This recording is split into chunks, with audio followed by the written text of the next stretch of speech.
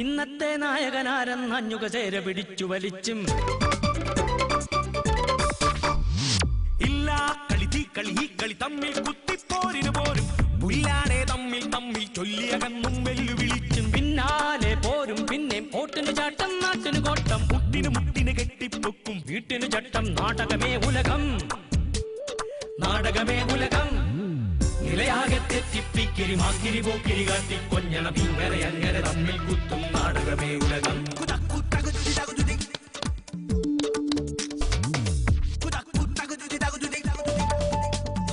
മൂക്കില്ല മൂക്കന്റെ വാക്കിനു തൂക്കം നാക്കിന് താക്കം നോക്കിനു തക്കം ദിക്കാകെ തെറ്റി തിക്കി ഛായ വളർത്തി മേനി മിനുക്കി പാരാകെ പാടി നടക്കും തന്നുടെ മേനികൾ നാടും വീടും തോടും മേടും കാടും തന്നുടെ താക്കും ചട്ടം നാടകമേ ഉലകം നാടകമേ ഉലകം നാടകമേ ഉലകം എ പൊളിറ്റിക്കൽ സറ്റയർ. എല്ലാ തെരഞ്ഞെടുപ്പിലെയും പോലെ ഇത്തവണയും മതമേലധ്യക്ഷന്മാർ ചർച്ചാ വിഷയം. ഏതെങ്കിലും ഒരു പുരോഹിതൻ എന്തെങ്കിലും പറഞ്ഞാൽ മതപരമായ കാര്യങ്ങളിൽ മതാനുയായികൾ അതെല്ലാം അനുസരിച്ചു എന്ന് വരും. അത് മതപരമായ കാര്യങ്ങളിലാണ്. രാഷ്ട്രീയമായ കാര്യങ്ങൾ ഇടപെട്ട് പറഞ്ഞാൽ അതിന് മറുപടി ഉണ്ടാവും. ജനാധിപത്യ സംവിധാനത്തിൽ തങ്ങളുടെ അവകാശങ്ങൾ മുറിപ്പെടുമ്പോൾ, തങ്ങളുടെ പ്രശ്നങ്ങൾ ഉണ്ടാകുമ്പോൾ അഭിപ്രായം പറയാൻ കത്തോലിക്ക സഭയ്ക്കും മറ്റ് സഭകൾക്കും മറ്റ് ഹൈന്ദവ സംഘടനകളാണെങ്കിൽ അവർക്കും ഒക്കെ അധികാരമുണ്ട്. അതൊന്നും തെറ്റല്ല. ജനാധിപത്യത്തിൽ ഡിസെന്റ് എന്ന് പറയുന്നത് ഒരിക്കലും തെറ്റല്ല. സെക്രട്ടറി സഖാവ് പണ്ടേ ഇതൊക്കെ പറഞ്ഞു തുടങ്ങിയതാണ്. സൗഹാർദ്ദമാണ് എപ്പോഴും നാം ആഗ്രഹിക്കുന്ന കാര്യം. അതിനു പകരമുള്ള സ്ഥിതിവിശേഷം ഇവിടെ ഓർത്തിക്കൊണ്ടുവരികയാണ് ചെയ്യുക. രാഷ്ട്രീയത്തിൽ ഇടപെടുന്ന ഒരു സാഹചര്യം കേരളത്തിൽ ഉണ്ടായിട്ടില്ലല്ലോ. എല്ലാ മതവിഭാഗങ്ങൾക്കും അവരുടെ അഭിപ്രായം പറയാനുള്ള അവകാശമുണ്ട്. അപ്പോൾ KM മാണിയുടെയും കൂട്ടരുടെയും കെണിയിൽ പെട്ടുപോയ ഏതാനും പുരോഹിതന്മാരുണ്ടെങ്കിൽ ഉണ്ട് എന്നത് വസ്തുതയാണ്. അവർ കാര്യം മനസ്സിലാക്കി തിരുത്താനാണ് തയ്യാറാകുന്നത്. പുതിയൊരു തിട്ടൂരം ഇതെല്ലാം പുതുതായി കേൾക്കുന്ന സംഭവങ്ങളാണല്ലോ. മാർക്സിസ്റ്റ് കമ്മ്യൂണിസ്റ്റ് പാർട്ടി സെക്രട്ടറി അനുവാദം വേണോ അഭിപ്രായങ്ങൾ പറയാൻ?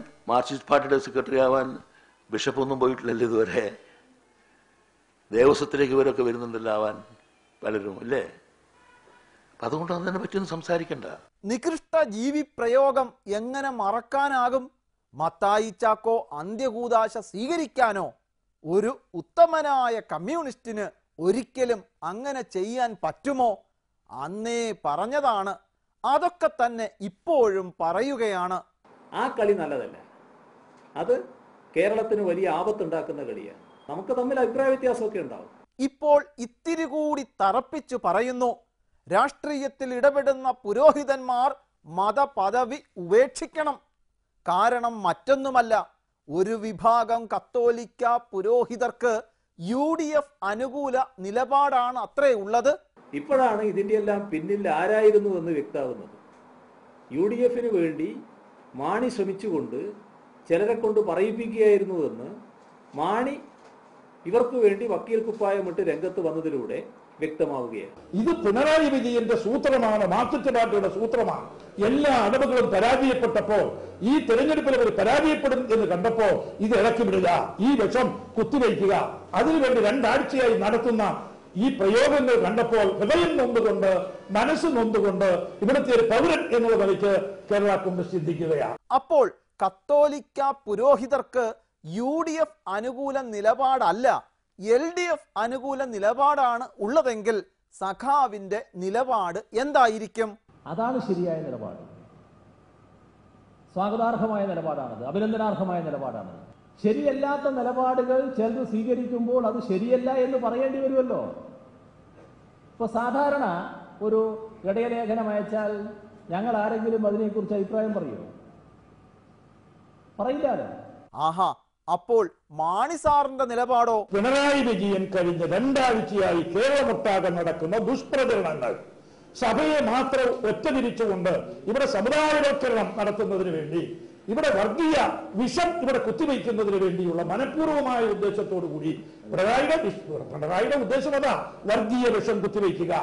LDFനെ സാധാരണ വഴിയിൽ നേരിടാനാകില്ല എന്ന് ഇവിടെയുള്ള LDFനെ നേരിടുന്ന പ്രധാന എതിരാളി UDF ശരിക്കു തന്നെ മനസ്സിലാക്കിയിരിക്കുക.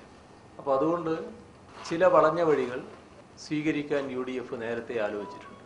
ഇനി ചെന്നിത്തലാജിക്ക് എന്താണ് പറയാനുള്ളത്? ഇഷ്ടമില്ലാത്തത് പറയുമ്പോൾ ഒറ്റപ്പെടുത്തി ആക്രമിക്കരുത്. മാർക്സിസ്റ്റ് പാർട്ടി കത്തോലിക്ക സഭയെ ഒരു കാരണവുമില്ലാതെ നിരന്തരം കടന്നാക്രമിക്കുകയാണ്. കത്തോലിക്ക സഭ എന്തോ മഹാപരാധം ചെയ്തു എന്നുള്ള മട്ടിലാണ് ഇപ്പൊ പ്രചരണം. അവരെ രാഷ്ട്രീയത്തിൽ ഇടപെട്ട് ഇന്നയാൾ വോട്ട് ചെയ്യണമെന്നോ ഇന്നയാൾക്ക് വിജയിപ്പിക്കണമെന്നോ പറഞ്ഞതായി ആരും ഇവിടെ സൂചിപ്പിക്കുന്നില്ല. അപ്പൊ കത്തോലിക്ക സഭയും ക്രൈസ്തവ സഭകൾക്കുമെതിരെ CPM നടത്തുന്ന ഈ വിമർശനം ഭൂരിപക്ഷ വർഗീയതയുടെ പിന്തുണ നേടാനുള്ള ഒരു അടവാണ്. ഇതിന് മറ്റൊരു പരിഭാഷയുണ്ട്. ഇഷ്ടമില്ലാത്ത കർദിനാൾ തൊട്ടതെല്ലാം കുറ്റം. നമ്മുടെ സംസ്ഥാനത്തുള്ള വർഗീയ ശക്തികളെ കൂടെ നിർത്താനാണ് UDF തയ്യാറായിട്ടുള്ളത്. ന്യൂനപക്ഷങ്ങളുടെ വോട്ട് കിട്ടില്ല എന്ന് ബോധ്യപ്പെട്ടപ്പോൾ ഭൂരിപക്ഷത്തിന് പ്രീണനം എന്നുള്ള നിലയിൽ അവരുടെ വോട്ട് വാങ്ങാൻ എന്താ തന്ത്രം എന്നുള്ളതാണ് ഇപ്പോഴത്തെ ഒരു പരിശോധന. ഇതൊക്കെ കേൾക്കുമ്പോൾ എന്താണ് ഓർമ്മ വരുന്നത്? എഡ്മണ്ട് ഹിലാരി പറഞ്ഞ ആ വാക്കുകൾ. പർവ്വതങ്ങളെ അല്ല നാം കീഴടക്കുന്നത്, നമ്മെ തന്നെയാണ്. അവര് പരലോകത്ത് നന്മയും അഭിവൃദ്ധിയും ഉണ്ടാക്കാൻ പ്രവർത്തിക്കുന്നുണ്ട്. ഞങ്ങൾ ആ പ്രവർത്തനമില്ല, അതവിടെ നിൽക്കട്ടെ.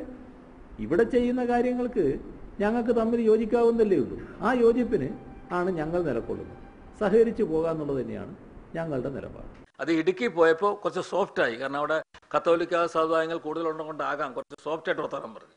അതായത് ഞങ്ങൾ രണ്ടുപേരും 1 ലക്ഷത്തിലാണ്, രണ്ടു കൂട്ടരും ഭൂമി സ്വർഗം പണിയാനാണ്. പക്ഷെ അവർ പരലോകത്ത് സ്വർഗം പണിയാൻ പോകുന്നൊക്കെ ശരിയാണ്. ഇപ്പൊ ഏതെങ്കിലും ഒരു കമ്മ്യൂണിസ്റ്റ് ആയിപ്പോയി എന്നുള്ളത് കൊണ്ട് ഏതെങ്കിലും പള്ളി തമ്മാടിക്കൊടി സമ്മാനിക്കുക, അങ്ങനെ നാട്ടിലൊരു മാറ്റം വന്നല്ലോ. അപ്പോൾ പൊതുവിൽ ആളുകൾ ഞങ്ങളുടെ കൂടെ വരാൻ എന്താ കാരണം? അവരുടെ അനുഭവം, അവരുടെ ബോധ്യം. അതെ, മതത്തിന്റെ പേരിലായാലും വർഗീയതയുടെ പേരിലായാലും രാഷ്ട്രീയ കക്ഷികൾ കീഴടക്കുന്നത് അവരവരെ തന്നെയാണ്. ചിലർ കീഴടങ്ങുന്നു എന്ന് സ്വയം സമ്മതിക്കും, മറ്റു ചിലർ കീഴടങ്ങിയാലും അത് സമ്മതിക്കാതിരിക്കും. കോൺഗ്രസിനെ സംബന്ധിച്ചിടത്തോളം ആ പാർട്ടിയുടെ നിലനിൽപ്പ് തന്നെ തുടക്കം മുതൽ സമുദായ അധിഷ്ഠിതമാണ്, വർഗീയ അധിഷ്ഠിതമാണ്. ഇന്നും അതിൽ അത് തന്നെയാണ് നടക്കുന്നത്. ഇപ്പോൾ തന്നെ ഞങ്ങളെ സംബന്ധിച്ചിടത്തോളം ഈ സമുദായമെന്നോ മതമെന്നോ വർഗമെന്നോ ഒക്കെ പറഞ്ഞാൽ മാറ്റി നിർത്തപ്പെടേണ്ടതായിട്ട് ഒരു സംഗതികളായിട്ട് ഇടതുപക്ഷം കാണുന്നില്ല. ഇതാണ് സർ വൈരുദ്ധ്യാത്മിക ഭൗതികവാദം. ഇപ്പോൾ ഇതാ CPIയുടെ അസിസ്റ്റന്റ് സെക്രട്ടറി KE ഇസ്മയിൽ പറഞ്ഞിരിക്കുന്നു, ജനതാദൾ വീരേന്ദ്രകുമാർ വിഭാഗം ഇടതുമുന്നണി വിട്ടത് ദോഷം ചെയ്തെന്ന്.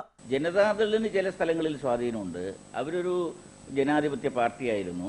അവർ ഈ ഇടതുപക്ഷ മുന്നണിയുടെ കൂടെ തന്നെ നിൽക്കേണ്ടവരായിരുന്നു എന്നുള്ളതാണ് ഞങ്ങളുടെ അഭിപ്രായം. ഞങ്ങളതുകൊണ്ട് അന്ന് തന്നെ പറഞ്ഞതാണ്, ആ കോഴിക്കോട് സീറ്റ് അവർക്ക് കൊടുത്ത് അക്കോമഡേറ്റ് ചെയ്ത് പോകാൻ നമുക്ക് സാധിക്കണം എന്നുള്ള നിലപാടെടുത്താണ്. പക്ഷെ എന്തുകൊണ്ടോ അന്ന് കഴിഞ്ഞില്ല. അവർ പോയത് അതിൻ്റെ പേരിലാണ് കുറച്ച് നമുക്കൊരു മോശമായി, നമ്മുടെ മുന്നണിക്കൊരു ക്ഷീണമായി എന്നൊരു തോന്നലുണ്ടായത് അതിൻ്റെ അടിസ്ഥാനത്തിലാണ്. പോയ സാഹചര്യത്തിൽ ഇനി അതൊന്നും പറഞ്ഞിട്ട് കാര്യമില്ല. ഏത് കുടുംബത്തിൽ നിന്നും ഏത് പാർട്ടിയിൽ നിന്നും ഏത് കൂട്ടത്തിൽ നിന്നും ഒരാൾ പോയാലും അതിന്റെ ക്ഷീണം ഉണ്ടാവും. എങ്ങനെയുണ്ട് സർ ചവിട്ടി പുറത്താക്കലിന്റെ രാഷ്ട്രീയ ബുമറാങ്? നാടകമേ ഉലകം.